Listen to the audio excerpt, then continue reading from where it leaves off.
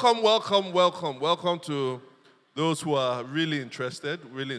The numbers keep increasing, and we're happy about that. Please keep spreading the word. Some of your friends are outside there, and we want your friendships to blossom. All right? But if one person is knowing too much, the other ones are not going along, it doesn't help for friendship. So bring them along. But let's get straight into the business. This is where we answer questions about the sermon, about City Church, and about Christianity in general. And so I am Femi, and I'm Emmanuel. All right. So there are roving mics, and those who are online can also submit questions either to the number on WhatsApp that will be in the comment section, or you can just write your question in the comment section as well. But for those in the hall, there will be a roving mic. I can see someone there. The only thing we ask is say your name and ask a question. All right? Question. It should be in a question format. All right. So we start from there. Can you raise your hand again? All right. We see here. Can you see them? All right. Can you see the webinar? All right. So, okay, just 3 questions today. That's good. Okay. My name is Salah Libo. Quick one. The last time we had GC, something came up, and I feel I should ask this question. It's pertaining to faith, and it appears that I don't know what faith entails, or I want to know what faith entails. And a brother in the GC actually said that he's contending with the definition of faith as in that in Hebrews 11. So I want to understand, in my own mind, faith. He's contending, like he's not sure whether that. Yes. Okay. Yes. Because to my mind, faith is.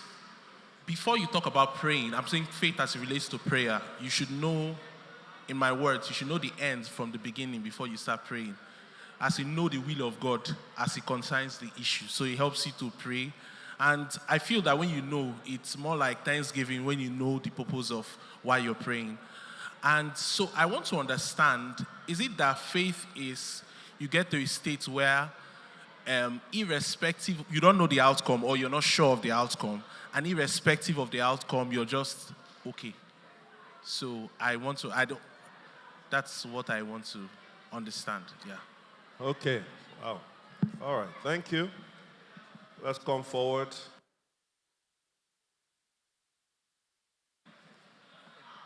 Sorry, not the camera. Yeah. Okay, hi everyone. Thank you. Sorry, I'm not mentioning my name because this will be listened to. Okay, so someone's sister lost their first son in a violent death, drowning. And this is a family of believers. And then we find out it's a bit messy, and we're waiting for the body to turn up. The body doesn't turn up after 3 days. And according to the culture there, they ask the person to come stand, the mother, to come stand by the waterside and call the child's name. And after calling the child's name 3 or 4 times, a few minutes later, the body comes up. And according to the customs, you have to bury the body by the water. Now, I'm looking at all of that, and I'm looking at the nuances of the fact that these are believers. And the mother in question is a pastor. But she's grieving. Right now, she's grieving.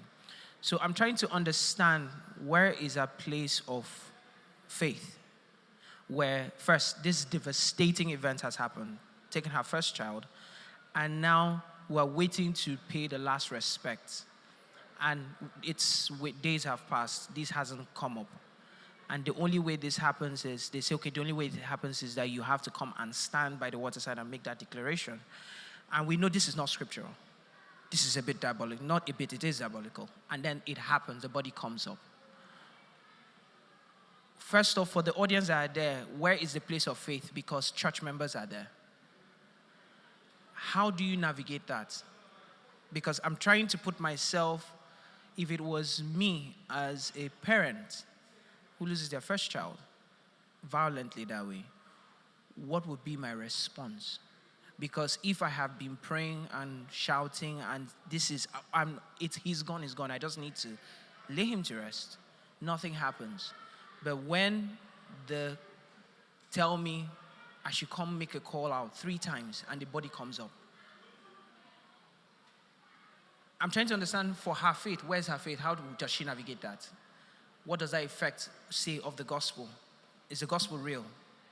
That even your own child, you couldn't bring it. I don't even understand. So how do you navigate that nuance? Whole scenario. Yes. Wow. That has to be top 5 most difficult questions we've ever asked in 7 or 8 years of doing this. Maybe even top 3 self. Try. Good morning, everyone. My name is Ebube.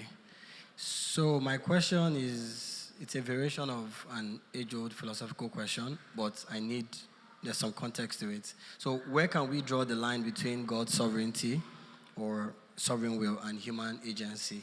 So, but more niched, I would also ask, does it mean that God sanctions the appointment of all rulers on earth without exception? Now, this is just a little context. So if we argue that there's a place for free will to take its course, then what does that say about Daniel 4:17b, where he said, so that everyone may know that the Most High rules over the kingdoms of the world. He gives them to anyone he chooses, even to the lowliest people. So if truly no one is given power, authority, or leadership without God say so, then where can we draw the line between God's sovereignty and human agency? Thank you. I already know the 3 questions PF is asking. He's answering. Hi, good morning. Morning. Yeah, it's just something I'm curious about. Did you say you're Joy? Is that your name? Oh, do I have to say my name? Oh, yeah, sorry. Sorry, my name's Adun. Adun, nice to meet you. Yes, nice. Okay. I'm just curious about something that happens in church. So I've been coming here for a while, maybe like 2-3 months, and I've just noticed that there's never been like an altar call, maybe not the way, you know how dramatic it can be in like other churches, but like I've never seen that here. Even if it's like an opportunity for someone to make that prayer or something, I'm just wondering why that is.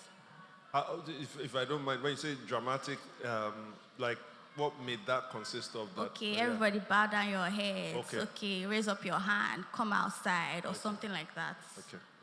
Yeah. Wow, thank you. And the question online, do you want to read it? Yes. Passover, where communion was instituted, they used unleavened bread. So the person's name is T. T? Yes. Just T, like Yes. T. Yes, letter T. Oh. Why was communion today chin like? Instead of the usual communion wafers available in stores. Say we're chin.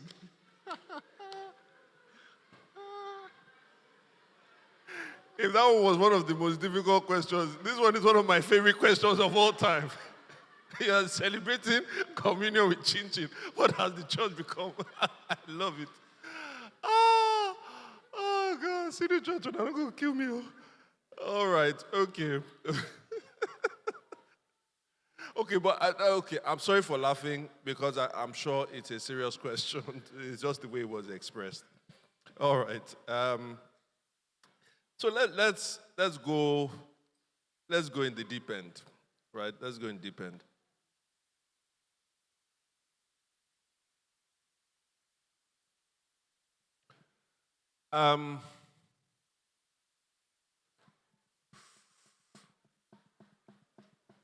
Let me start with the person who asked the question who didn't want to be identified for obvious reasons.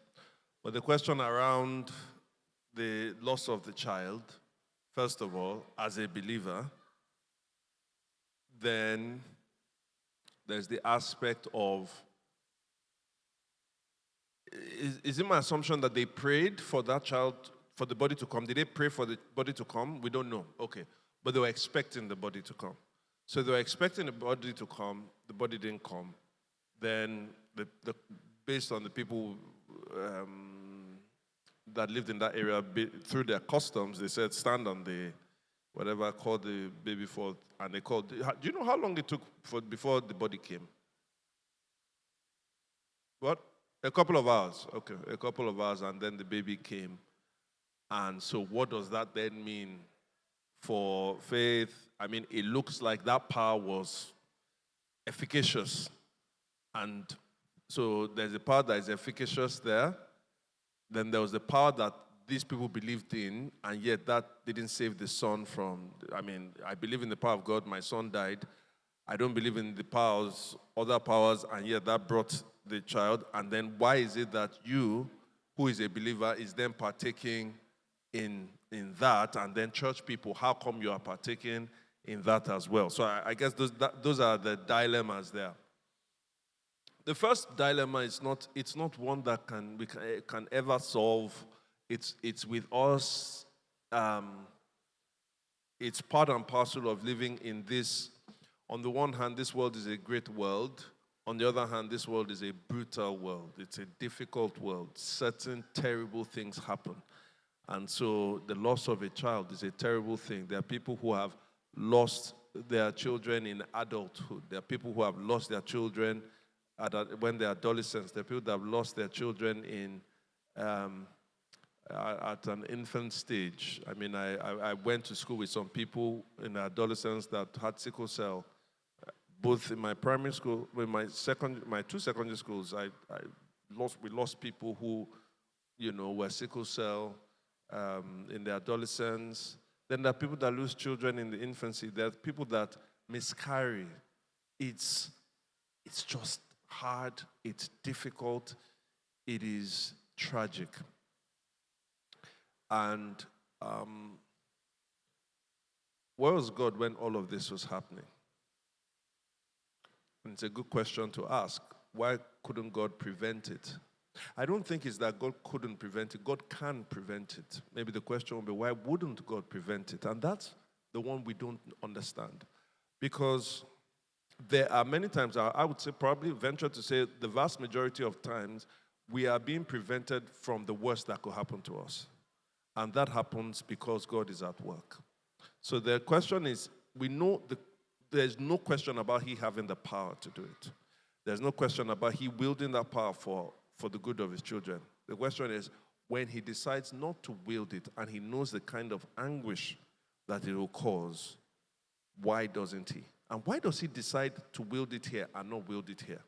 And that question cannot be answered.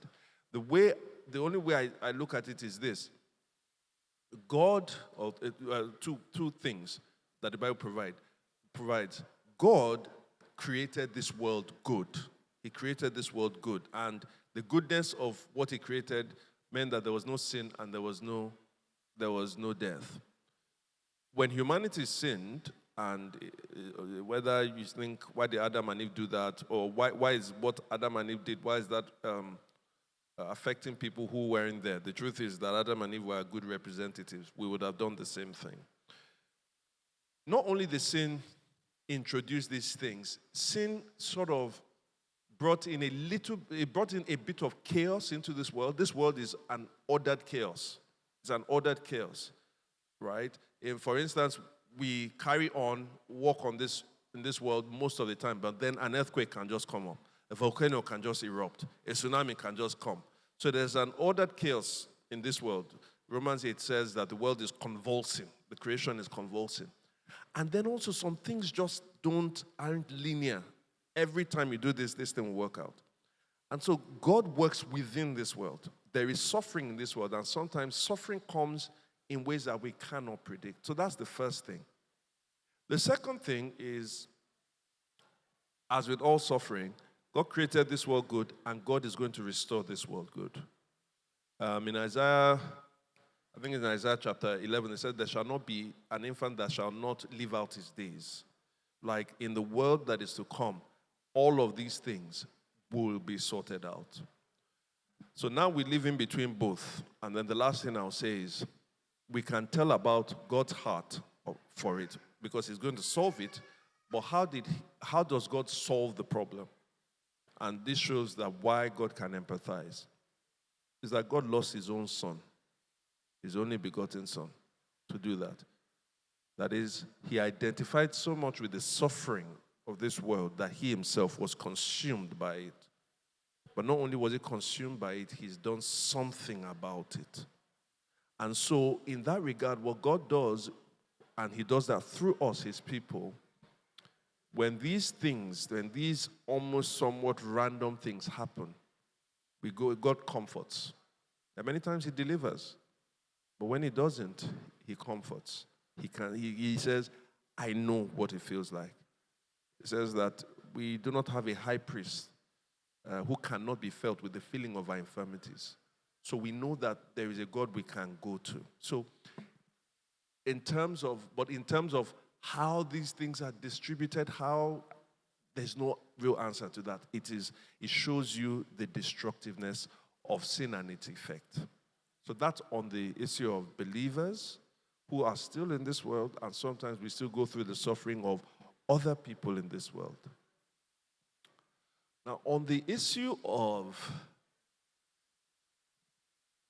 them participating in those things, obviously I can't speak for specific individuals, but here's what I do know.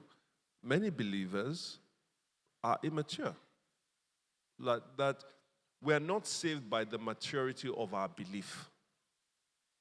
We are saved by genuine faith in Christ. And having been saved in Christ, then what is meant to happen by being part of a healthy church and ourselves, taking responsibility of the way that we're developed and following the Lord, hopefully then a lot of our beliefs start to change. Now, sometimes even our beliefs are questioned, but we don't have the courage to submit to the Lord's way. And so I would say that I know it's not right for believers to partake in anything that may seem diabolical. But I would be naive to say that believers don't. And many believers do, and sometimes they come back and repent. They regret what they did. Sometimes we do certain things ignorantly, sometimes out of peer pressure. In this case, and the reason I want to be careful here not to judge that person, because they are going through a lot already. There's the anguish of that. But then I don't know that community, but I do know that in communities that are similar to that, there is a way they can mount the pressure. And you spoke about the mom, you didn't speak about the dad. So for me, I'm reading that possibly the dad is in there. And so a mother who just lost a child trying to fight against the customs of a community at the time when she's absolutely grieving, sometimes it's just like, well, let's go ahead and do it, right? Is that a good witness? No. Is that a good with the church people that are there? Maybe that's an indication of the health of that church. I don't know. But it does happen, and it's not a good look. How was the child able to come? It's a funny thing that sometimes God can enter into a system and God can use something that he does not approve of to work.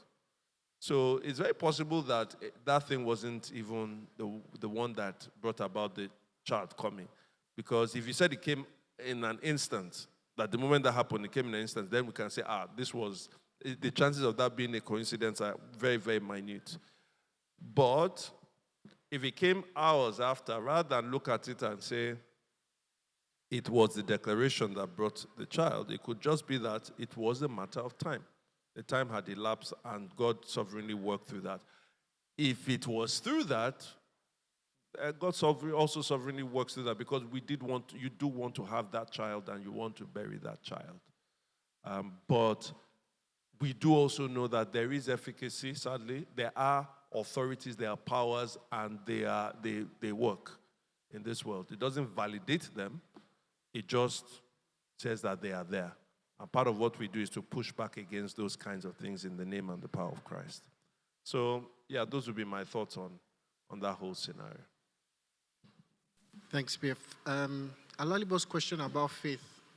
I take that to be a more general conversation that happened after GC, not in relation to one of the studies, because I'm trying to think what may have triggered it from the study, but I can't place any. So I'm going to just answer it more generally. So the question is, what is faith, and how do someone in the gospel community is wrestling with Hebrews 11 in light of the fact that you don't always sort of get what you ask for.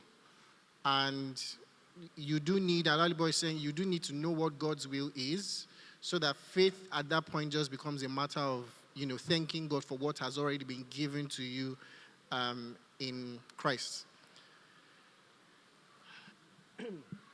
I think it's important to know what faith is, because a number of people, particularly in our city and in our climb, that word is thrown around a lot. Have faith for something. Have faith, believe, and all of those kinds of things. And there's a certain kind of popular mentality that by believing that something will happen, you will have it. And so I don't remember a couple of weeks ago, Pastor Femi was, Pastor Femi, I was somewhere with Pastor Femi recently, and was sharing how that someone who he admires, who is not a Christian, was sort of, talking about faith, and their view of faith was, I have faith in faith. I have faith in faith, that sort of thing. And it's this sort of view that if I can really, really, really, really believe that it's going to happen, it's going to happen. That's not what the Bible presents. The Bible's view about faith is that faith is not primarily about believing for something. It's not primarily about hoping that something will happen. Faith is about believing God. Simple. Faith is about believing God. And that's really, really important, because a lot of what people present as faith is merely wishes and hopes. And there's a certain way in which it lacks the grace of the gospel, because what is at the foundation of it is, if you really believe that something can happen, you can make it happen. That's not what the Bible presents.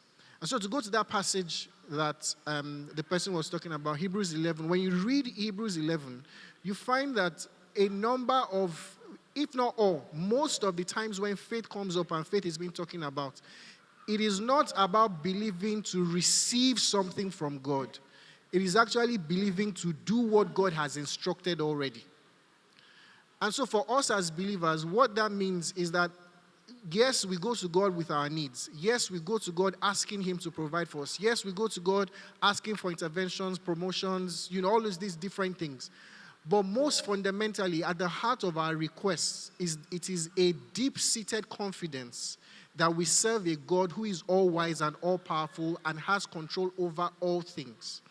It is trusting in His character regardless of what is presented to us at the instant. And so if you remember a few weeks back when, I was preaching through Mark 11, what Jesus says, even when it comes to moving a mountain, what Jesus says is have faith in God.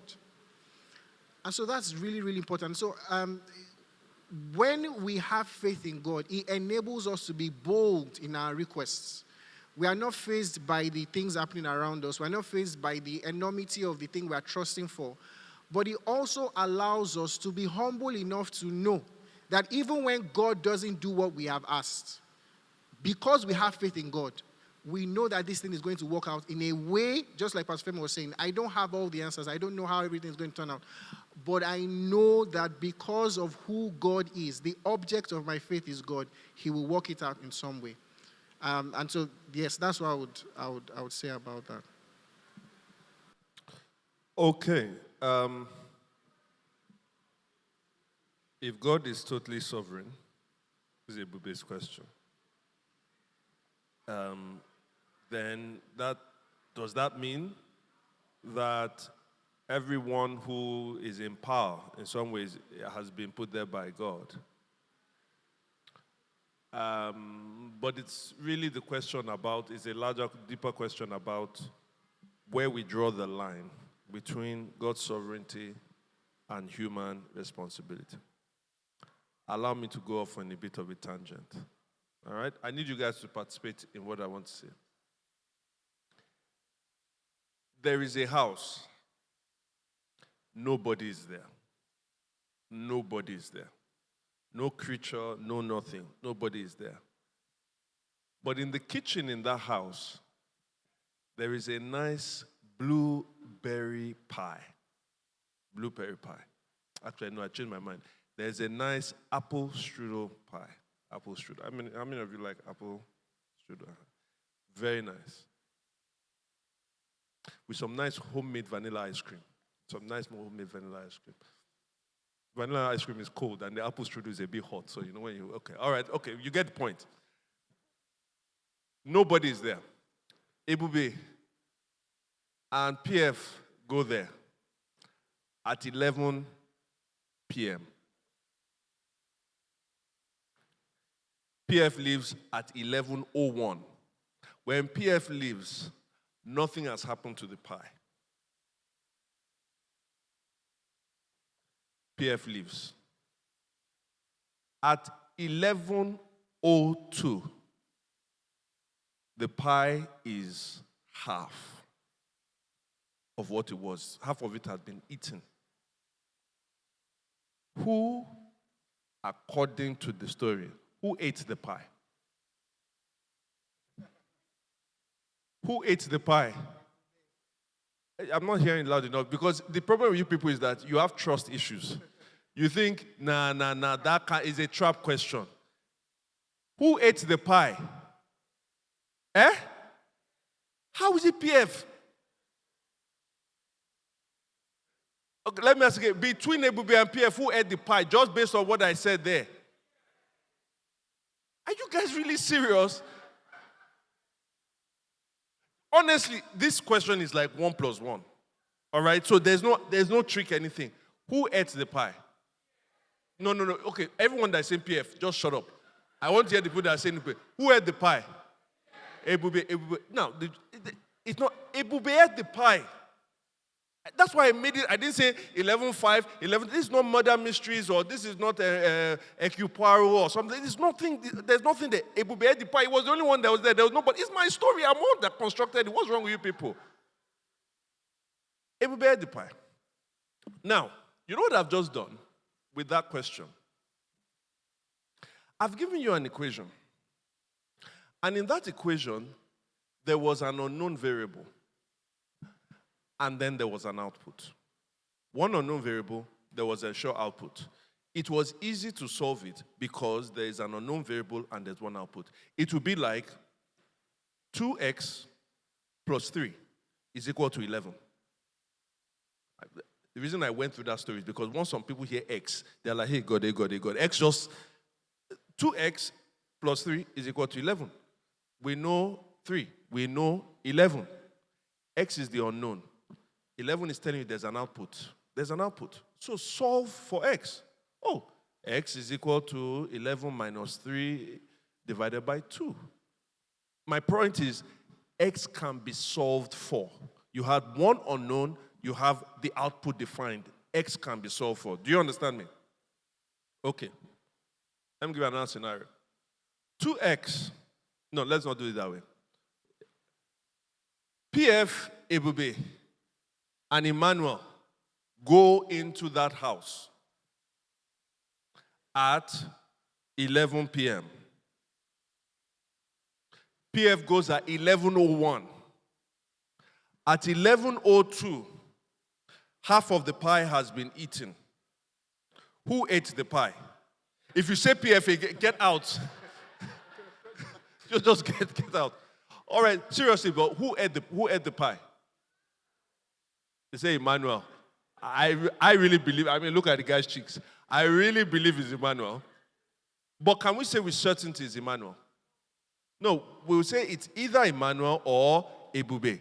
The output is there. There's an outcome. The pie had been eaten at 11:02. There are variables there.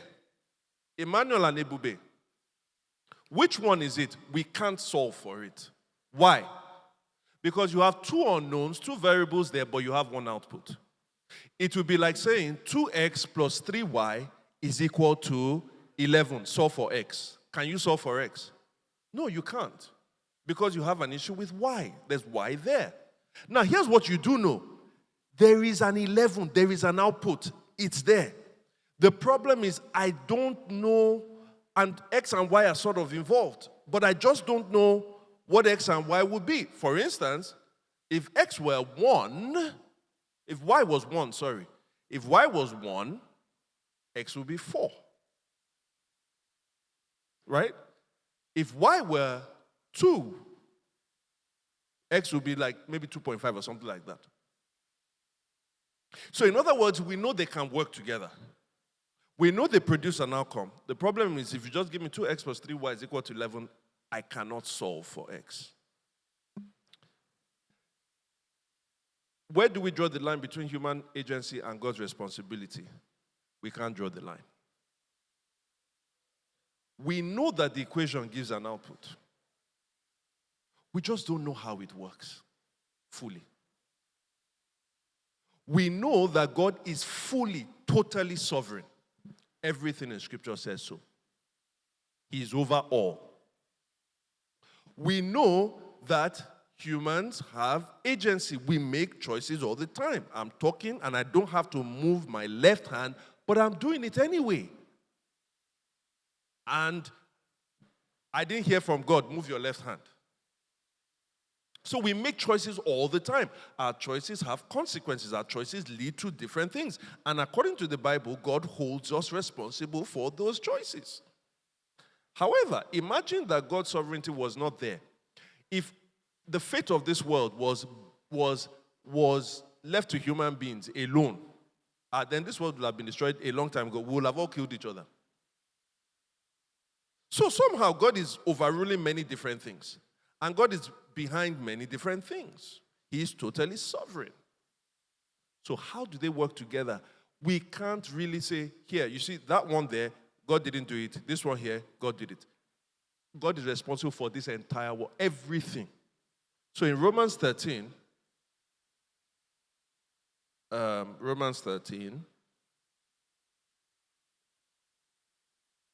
verse 1. Let everyone be subject to the governing authorities. For there is no authority except that which God has established. Just so you know, if you read further in that verse, in that chapter, and Emmanuel was sort of referring to this, he's talking about overall Roman Empire. Chances are, I'm trying to remember when the book of Romans was written, but chances are Nero was probably the emperor or the emperor before Nero. But if it was Nero, he was one of the worst emperors. And he's saying, honor the emperor later. He said, be subject to him. In fact, later, you know what he says? I like verse 2. No, it's verse 4 I want to go. For the one in authority, check this. For the one in authority is God's servant for your good. But if you do wrong, be afraid, for rulers do not bear the sword for no reason. They are God's servants, agents of wrath to bring punishment on the wrongdoer. Yikes. For some who would not like it, President Tinubu is God's servant. If you don't like it, argue with the Bible, not me. President Buhari was God's servant. President Goodluck Jonathan was God's servant. President Yar'Adua was God's servant. And notice how many of them are not even Christians there. If you don't believe me, go and read Isaiah chapter 45. End of 44 to 45, when God says, behold, my servant Cyrus. Later he says, even when you do not acknowledge me. Cyrus didn't. Cyrus was not a Jew. Cyrus did not believe, he didn't believe in the God of the Bible. Now, of course, Cyrus was not the servant of God in the same way, because you keep reading Isaiah, you see Isaiah 42, Isaiah 49. There's another servant there. Eventually, that servant is the Messiah, Jesus Christ. Cyrus is not the servant of God in the same way the Messiah is the servant of God. You see what I'm saying? So we're not trying to say it's exactly the same. Some of these people don't acknowledge. But in terms of God's sovereignty, no, nothing on this earth happens without God. Without God, God is behind it. Now you say, but what about all the disasters and all of that? Now, how God is behind everything in this world is what we don't understand. Sometimes I've tried to say it in this way, but even that is not a perfect analogy, so I don't want you to fully quote me. But on the one hand, if, as I did as a terrible, naughty boy as a child, if I took a cable here cable, opened the cable, right, and then touched Ebube. And Ebube gets shocked by it. That lands him in hospital. Right? Who is responsible for that wicked act? Who is responsible for the wicked act? Because some people, the people that are saying PF that time, now you can say PF, but you won't say PF. It was me now. Abi, man, some of you are too smart for your liking. That's the problem. Too smart. So it's me. So Ebe takes me to court. But guess what? Ebe doesn't just take me to court. Ebe also takes EKDC to court. Why? Because if EKDC did not supply any power, the cable would not have shocked him. Is it not true? If EKDC did not supply power, would the cable have shocked him? No. So in that way, I am responsible for Ebube landing hospital. EKDC are responsible for landing hospital. What's happening? But are we responsible the same way? Are we responsible the same way? So God gives life to all living things. And sometimes the living things do certain things that's like, you can't hold God responsible in that way. So sometimes it looks like that, but other times it's even more complicated because Israel were judged by the Assyrians in a brutal way. And God said the Assyrians were his judgment stick in his hand. So I think sometimes when people try to be able to figure it out too much, we run into a lot of problems. God's sovereignty, God is fully sovereign and worthy of worship and all of those things. We are also fully going to be held accountable for the things we do. And it's 2x plus 3y, and it always gives 11. Hopefully that makes sense. Thank you. Thanks, PF.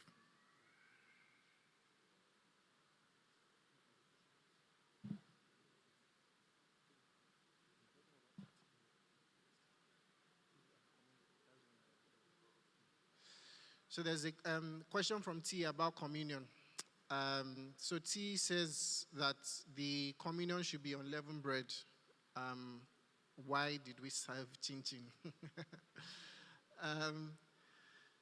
Thanks, T. It's a very good question. But you're making an assumption. I think your assumption is correct. But you're making an assumption that a number of people don't make. So T is making the assumption that the bread, the form of the communion elements actually matter. That you should be using unleavened bread because it has affinity to the Passover meal and it represents something important. And that assumption is actually, even though I think it's correct, it's not an assumption that is shared by many Christians. There are people who would say, oh no, the form doesn't matter, it's just mere matter, as long as we just take the elements, who cares what we are doing? We should just remember Jesus. But if you read the Bible, particularly the New Testament, there's a weight that the communion table carries. And that's why we try to do it the way we do it, in terms of asking people to be ready in their hearts, serving and all of those things. But yes, I do think that we should try as much as we can, that we should have unleavened bread. And that connection, I think, is from Luke 22. Luke 22 makes the case that it was the time for Passover. It calls the Passover meal. And it was at that point in time that Jesus then takes the Passover elements, but then transposes it, if you like. He says, this is not just the Passover meal. This is a meal that represents something, my body that is broken for you. What the text, however, doesn't say, or what the Bible doesn't present to us is, should it be this hard? Should it be this soft? Should it be brown? Should it be yellow or whatever? And I think at that point, it will be it would depend on the taste of, who is making it, the environment, the context, all of those things. And so for us, we try as much as possible that it's unleavened bread. That was what was served today.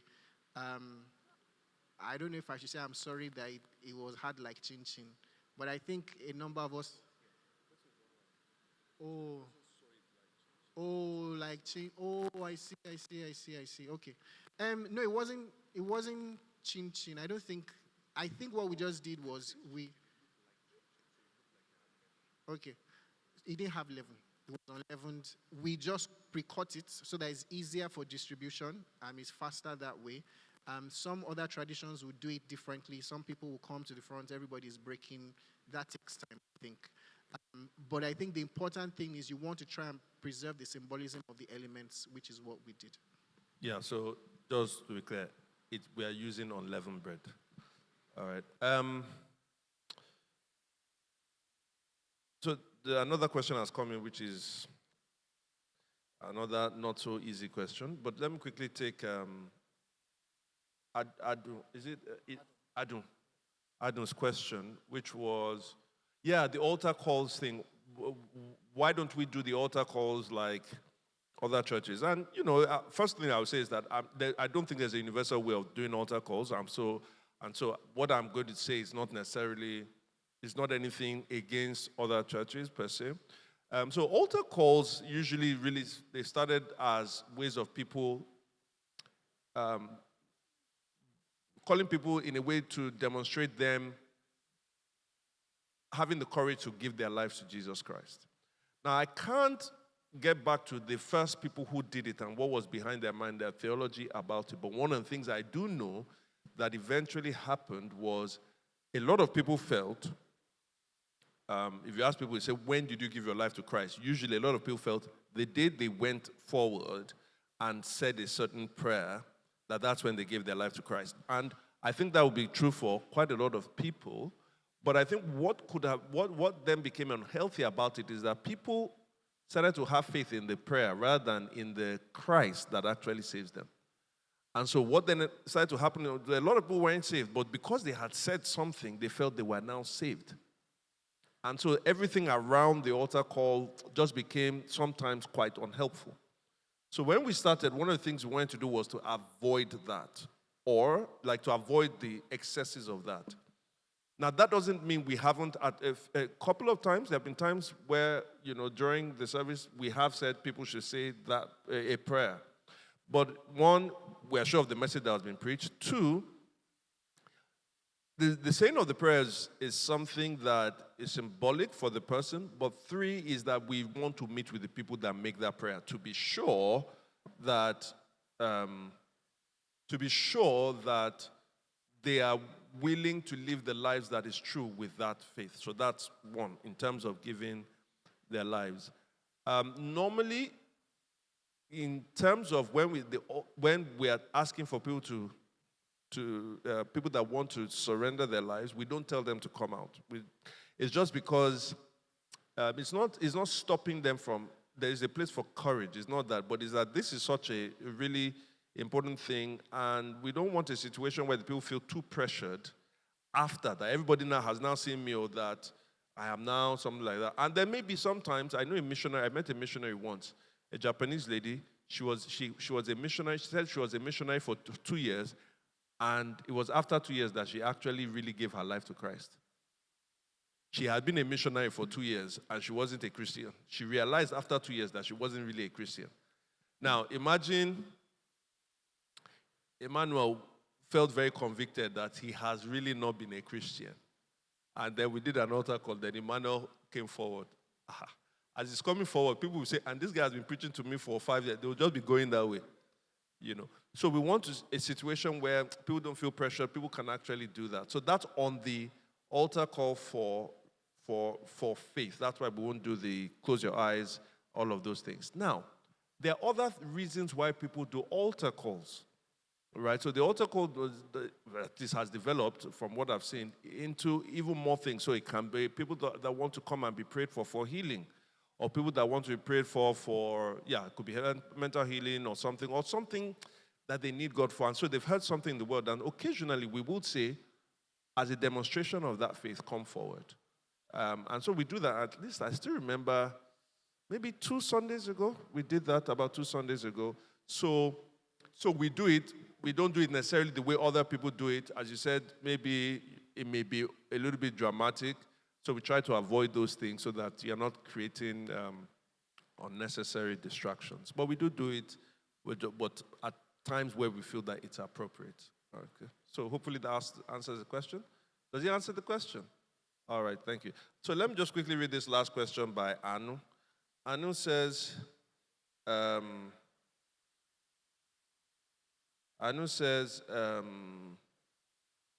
there's a lot going on, particularly relating to women being abused by their partners. I find that a lot of pastors or spiritual leaders don't talk about these issues. And even the few that do talk about these appear to be on a, quote, humiliation ritual for women. Like, wow. Saying things like, quote, if your partner cheats, pray for him. If he's abusing you, pray for him. Don't leave. As a woman, it's your place to submit, end quote. Is it biblically wrong for pastors to speak on these issues and actually call out these behaviors, particularly sexism in our society, or is it just their own biases? All right, as a card-carrying member of the Pastors Association of Nigeria, let me speak for my people. First of all, sexism anywhere, everywhere is dreadfully wrong, and not just wrong because we feel it to be wrong. It's wrong because the Bible says that what you are feeling subjectively is right objectively. The Bible condemns sexism in all its forms, right? And so I think that over the course of one's ministry, if you've never touched on it at all, or in a very, very, very, very little way, then there's a problem there. You're not preaching the whole counsel of God, and particularly for something that in areas that you may live in does exist. That would be irresponsible. But second, and this is not so much on this specific issue, this is in general. The truth is, one of the professions I feel that a lot of people have every opinion on as to how to do it is the pastors. Like, if we go with the sexism one, there's that issue. There's some people talk about how some people are suffering in the church, pastors aren't saying anything about it. Some people talk about, lack of education, pastors aren't saying anything about it. Some people talk about there's a lot of poverty in the land, pastors aren't saying something about it. Some people talk about politically, this is what pastors aren't saying anything about it. Now, and most of the time, here's what doesn't happen. Let's say I'm not a pastor, but I attend church, I'm a believer. I particularly feel very strongly about a thing. So I say, pastors aren't talking about it. Maybe my pastor, you should be talking about it. The problem is, there are 19 other individuals that have 19 other things that they are also passionate about, and that they feel that the pastor should be speaking about. And so just understand that whilst from your side, some of the things that go on may be the biggest evil, a lot of that is you. There are other people individually that feel this other thing is the particular evil. And the challenge for a pastor is, if you are leading a church, you have to be leading with some kind of intentionality. Here's where we are going. And then you can touch on different things, but you have to lead going with some kind of vision. If you lead thinking about, well, this person said I've not addressed that person said I've not addressed that, all of a sudden you're not leading with intentionality, you're just leading by response. So I want you to think about that also sometimes when we feel like these people pastors aren't doing enough. It's not always as simple. When you look at a pastor, when some people, for instance, you're watching online, right, you see just one person. Emmanuel was preaching, you just see one person. And so the illusion can be that person is relating with you personally. But of course, that's not it. That person is relating with so many other people that are watching it. And so there's sometimes a feeling in a sense that, we should be able to tell them what is to do. Now, remember, I first addressed that if you've not at all addressed sexism in any way and any form, that is a problem. Okay. Then there is another thing is, there are many different issues. Okay, take some of these specific issues. there's no one way of addressing them. Sorry, I will still come back to a woman's whatever is to submit to. I will come back. The reason I'm trying to address this is, if I just say, of course, that's wrong and all of that, that's being simplistic on a very complex issue, because you're not just asking me specifically, is it right for someone to say submit in a place of abuse? If you want that one, then I'll just give you the specific answer. But you're asking within the larger context of pastors not addressing issues. So that's why I'm going about it that way. I'm not trying to avoid. So there are specific issues, big issues, politically, societally, and all of those things that when we talk about them, we often think that there's only one way of addressing them. That there's only one way of addressing them. But sometimes, some of these issues are more complex than how we experience them or how we view them. And I think it's a job of a pastor to be as conversant with the issue as possible to be able to explain them as best as they can. And let me tell you, sometimes some pastors don't address certain issues because they're not as well versed in them. And the moment they go and say something out of turn, guess what happens? There was already fire. The fact that they didn't address it, you now go and pour petrol on it because they didn't say it right. So I think also there's a point to say, is this the right time? Am I the right person to address them? And then there's the other thing about sometimes pastors don't know the zeitgeist. They just are unplugged. If I tell you personally, the fact that you said that, like Anu said that, a lot of this is going on. I actually, personally, I didn't know. I didn't know. I know someone asked, so now I'm adding two and two together. So I think 2 weeks ago or something, someone asked about something to do with rape and all of that. And so I'm now thinking, oh, maybe there is going, but I didn't know. And the fact that it's obvious that it's going on, well, it just means that maybe sometimes the pastors aren't drinking from the same source of what's going on. Maybe it's not happening in their own community, and there are other things that are happening in their community. So I'm saying again, sometimes when we want to hold, I'm not saying you shouldn't hold pastors to account or anything, but just know that it's not always as simple as it sounds. And I'll give you one more thing. This one will now seem like I'm representing the men. No, because after this, I will now go into what it says. But I have a friend, a pastor friend in Ghana. His wife just completed her PhD a year or two ago. Do you know what her PhD was in? The topic of her PhD. And when she initially said, let her go into this topic, she was like, will I really find a lot of evidence on this thing? By the time she finished, the amount of evidence of this thing being a regular occurrence was staggering. Her PhD was in the domestic abuse against men in their marriages. Domestic abuse against men in their marriages. And what she shows that it was not an issue of in marriages 1 out of 10 men were abused and then 9 out of 10 women. I was stunned by it. And part of the issues that she raises is that why you don't hear a lot about it is this. It's bad enough that you are abused. But imagine being the man that goes out to say, my wife has been slapping me. I mean, you would now be ridiculed. So, on the other vein, I can then say, why is nobody talking about that? Of course, we shouldn't do that.